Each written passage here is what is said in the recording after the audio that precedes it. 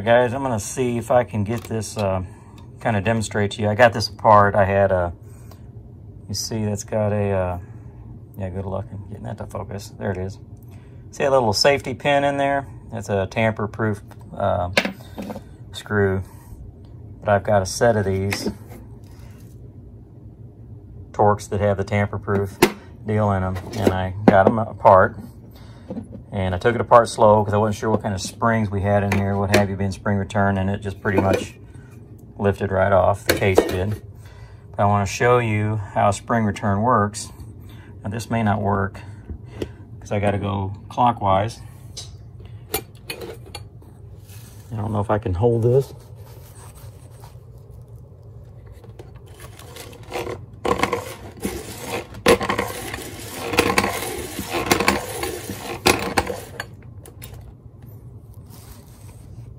And what happens is, when you let it go, let's say when it loses power, the spring returns back to its normal position. If you wanted the spring return open, you would have to flip the motor over to where it would actually open whatever you want it to open, or you can flip it the other way and it will go closed. There's no directional. The only way you can change the direction is actually physically flip the motor over. So you can see all the gears and the motor that drives it right here.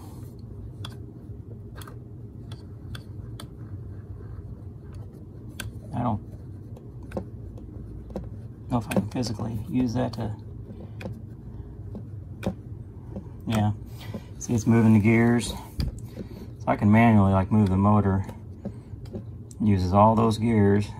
This little motor moves obviously a smaller gear, and then it moves another gear, which moves another gear, and eventually it moves the big gear over here.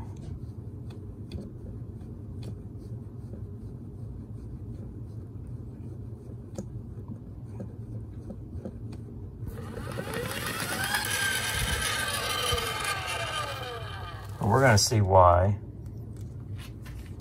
I'm going to get this hooked up to 24 volts here and not here and here, here and here, and we're going to see why this thing isn't responding.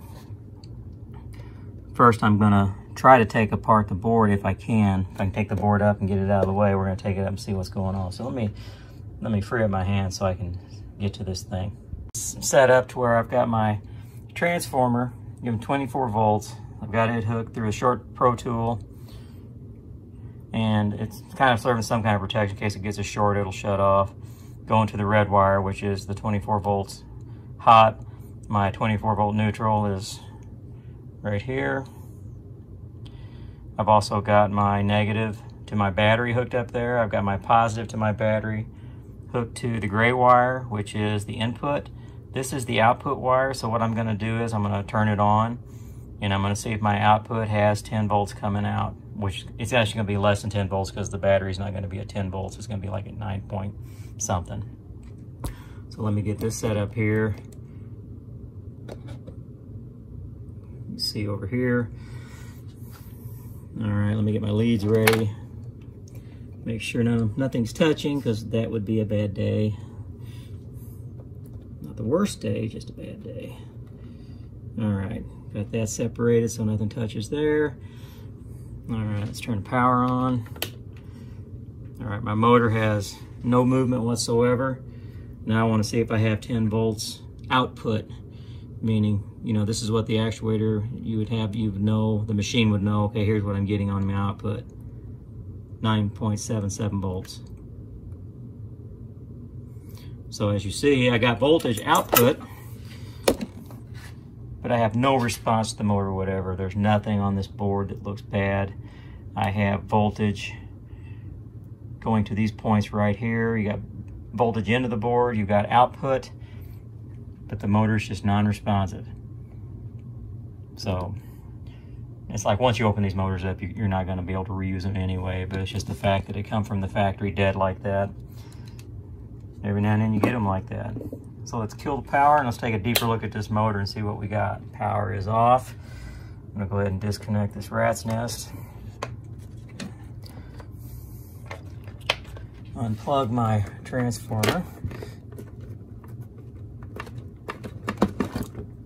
There we go. Now what this does, it's like now that's in the closed position, this has to be in a certain spot because it has a limit. It goes this way when it's full open and it stops, and then it goes this way when it's full closed and it stops. So I'm going to put it in the closed position.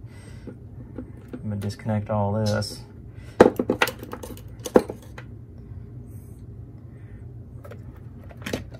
This guy goes in here, simply enough.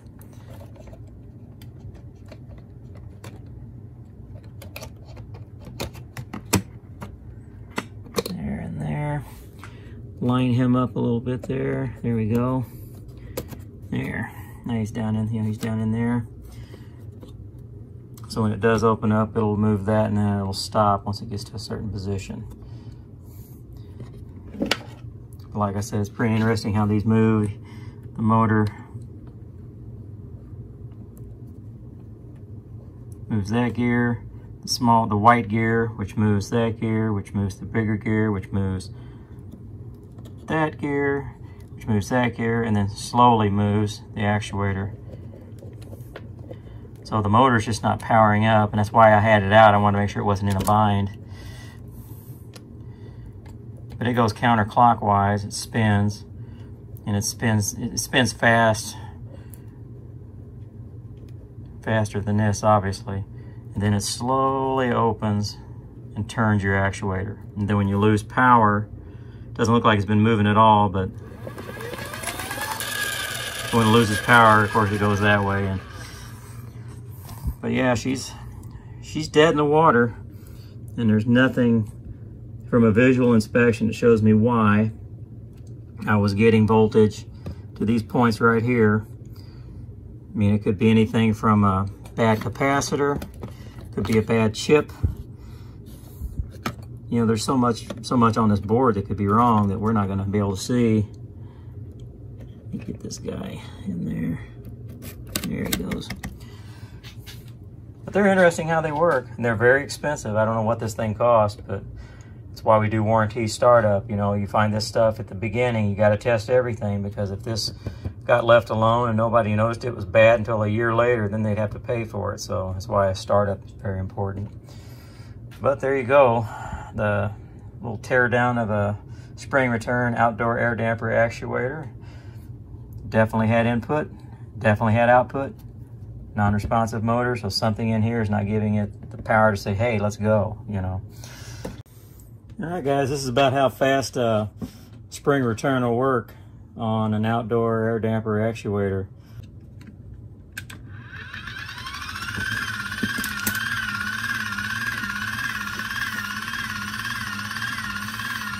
Not the speed of light, and it'll do a full 90.